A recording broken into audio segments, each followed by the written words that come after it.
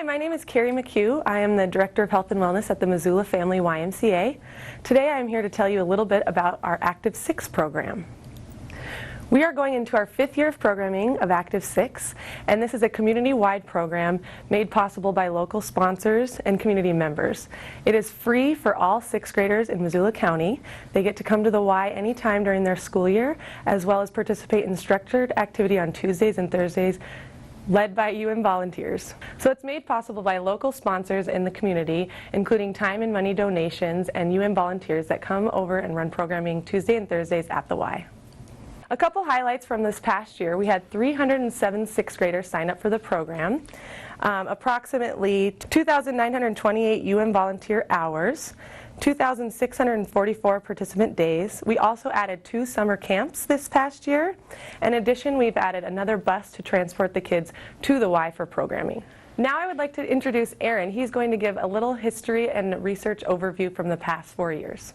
So this program came out of some research that was done at the University of Montana in the Health and Human Performance Department, a partnership with Community Medical Center. And that research demonstrated that young kids who are in elementary school and younger, lead very active lives. They're often running around, they're getting a lot of physical or moderate activity every single day.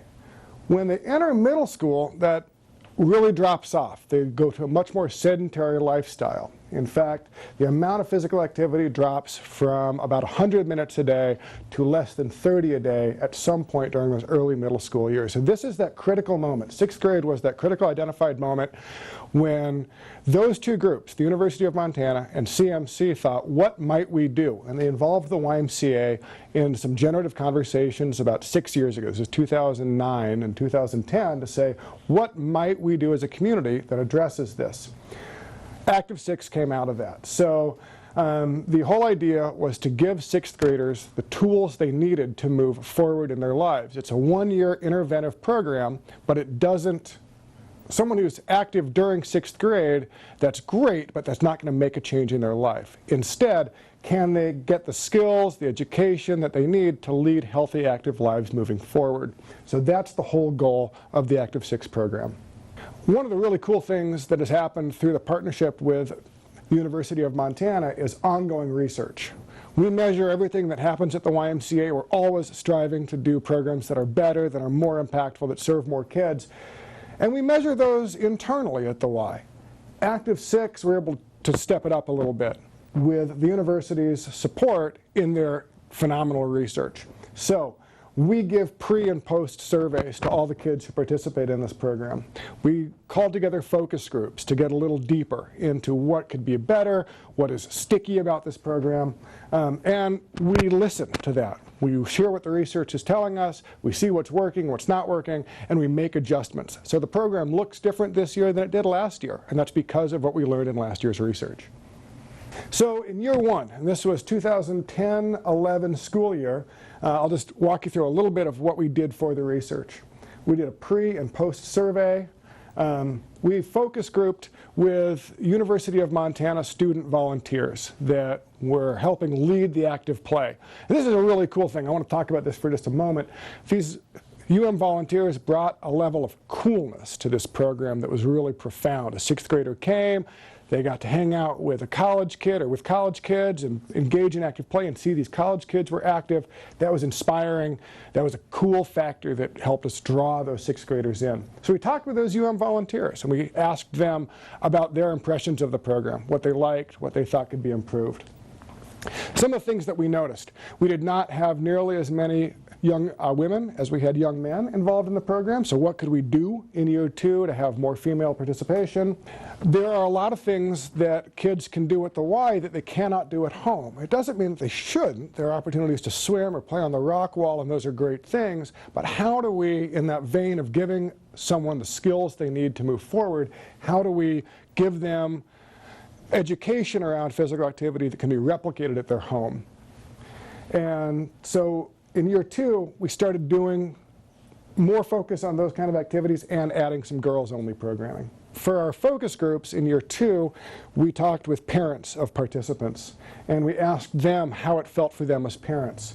Some of the things that we heard from parents were the need to simplify the registration process, There was a sense of people had a good feeling about the YMCA, but they didn't know a lot about really what was going on with the program. Active 6 didn't have any name recognition. So even though the parents that we talked with, thought the Y did good work around children's programming, there were a lot of questions about what the program really was. Finally, we saw that kids were coming directly from school. They'd been in school all day, and they were hungry when they walked through the doors at the YMCA at 3:30 or 4 in the afternoon. And so often they'd go right up to the vending machine, and they'd get a Pop-Tart or something out of that, and we thought, can we make a healthier snack available for these kids as they're coming in? We did that in year 3. We started Snacktivity, and in our year 3 research, again, pre-post surveys, that's a standard that we've always done. We did extensive phone interviews with Active 6 participants and parents around overall quality of the program. And the research recommendations included adding transportation. How is this program accessible for kids who cannot get to the YMCA themselves after school? Most of the kids that come were coming because they were walking or riding their bikes from a nearby middle school, or because their parents had the flexibility in their schedules to pick them up at school and bring them to the Y. How could we make it more accessible for kids who didn't fall into one of those two categories? Along a similar line, how do we serve more kids from low or moderate income Missoula households? There are a lot of kids from more affluent households who might have opportunities for activity around organized sports, around just extracurricular activity. The need is really with those kids from lower income households. How do we more accurately serve them? And then finally, we wanted to follow up with students from past years to see what the impact was. So I'm going to pass it over here to Hillary Polakovich, who is our research professional who led this effort this last year. So our main focus of research this year, we conducted pre and post surveys of our program participants at the beginning and end of the school year programming, and also conducted phone interviews with the past 3 years of Active 6 graduates. A little introduction on the demographics of our program participants. We had 307 total 6th graders sign up, and we have again successfully kept up our female numbers. We had nearly half of our participants be female, which we're really happy about.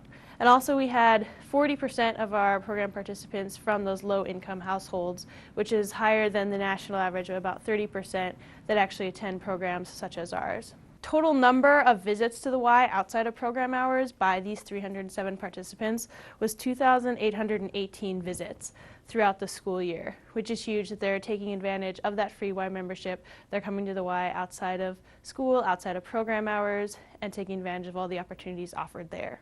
As I mentioned, our low-income participants is nearly half of our total participants in the program, and especially of those that come more than 10 days throughout our program months. And we had 20 participants that came more than 10 days from that low-income bracket. We have nearly all of the middle schools in the area represented by at least a few 6th graders. Even Lolo, Bonner, Frenchtown all had a couple kids sign up and utilize the program. Our top 3 schools are Washington, Meadow Hill, and CS Porter. As far as the use of the YMCA facility, as I mentioned, we had nearly 3,000 visits by these 300 6th graders throughout the school year. And what's interesting in this graph, I love that we see a huge increase in the use of the facility, the use of the Y, swimming, rock climbing, etc., during the winter months. So we see that kids are using this as a supplement to their activity when they can't be active outside. All right, so this graph shows our attendance of our Tuesday, Thursday after-school programming broken down by school. Our top 3 schools, as I mentioned, are Meadow Hill, Washington, and CS Porter.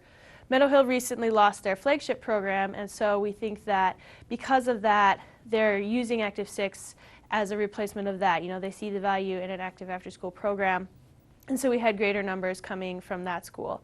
Also, our top 3 schools, Washington, Meadow Hill, and CS Porter, we all had transportation groups. So Meadow Hill and CS Porter had a bus that went every Tuesday, Thursday, and Washington had a walking group of the UM volunteers and walked over to Washington, picked up the participants, and walked back to the Y with them. I'll go into our survey data right now. As I mentioned, we do pre-surveys at the beginning of our program and post-surveys after several months of being involved in the program. To analyze our data from our surveys, we run what's called a t-test on the data from pre-surveys and from post-surveys. And a t-test gives you a value called a p-value, and the smaller the p-value is, the greater the difference between those two sets of data, and the greater accuracy you can say that that difference is based on your intervention, in our case, our program. In order to accurately say that our findings are based on our program, we tried to only survey those participants that came at least 5 days. And so we had 72 that came at least 5 days, and so they came often enough to really be surveyed and really be indicative of the program impact.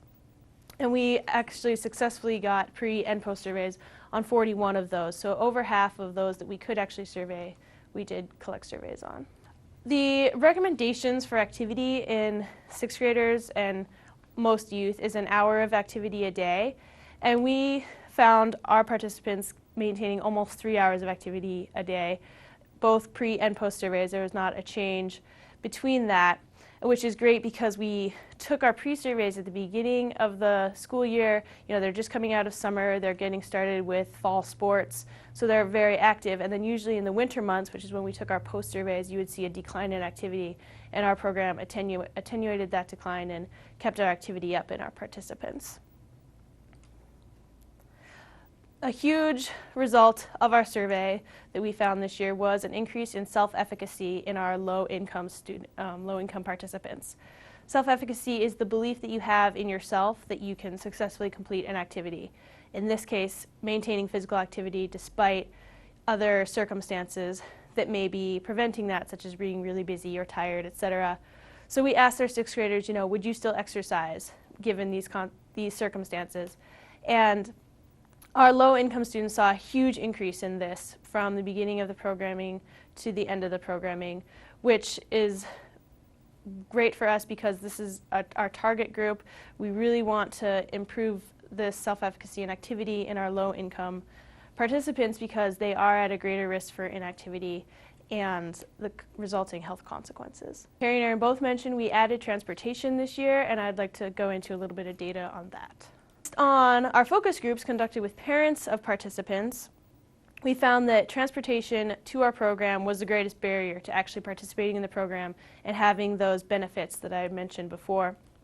So we added a bus that went to CS Porter, Meadow Hill, picked up our participants and brought them to the Y for programming. On an average program day, 63% of our attendees rode the bus, which means without that bus we would have less than half of the program attendees that we had. Of those that rode the bus, 54% were from the low-income bracket, which is huge because they're the ones that especially have a problem with transportation and means to get to the Y. We also hand out Mountain Line bus passes as a benefit of enrolling in our program, which not only they can use to get to the Y, but it encourages independent access to other physical activity opportunities that they may not otherwise have, such as going to parks, going to trailheads. A huge aspect of this was in our Active 6 summer camp, where we used the bus to go be involved in different community activities, such as helping at the food bank, as well as going to campus and hiking the M and going to waterworks and hiking. And without the Mountain Line bus passes for our participants, this would not have been possible. The second part of our research this year was our interview data with the 7th, 8th, and 9th graders. We focused on the program's impact on the participants and on their family, as that's a huge question we get. People say, okay, kids are active in 6th grade, but what happens after that? So we want to see how sticky the program is, how well it impacts them after they complete the program. And also, to maintain our numbers of participation, we need to know what aspects of the program and the why are keeping these kids coming back. So some major themes of our program, of our interviews, the first question we asked was, do you remember the Active 6 program? And 100% said yes, they still remember the program, even up into 9th grade, 3 years later. They remember being in Active 6.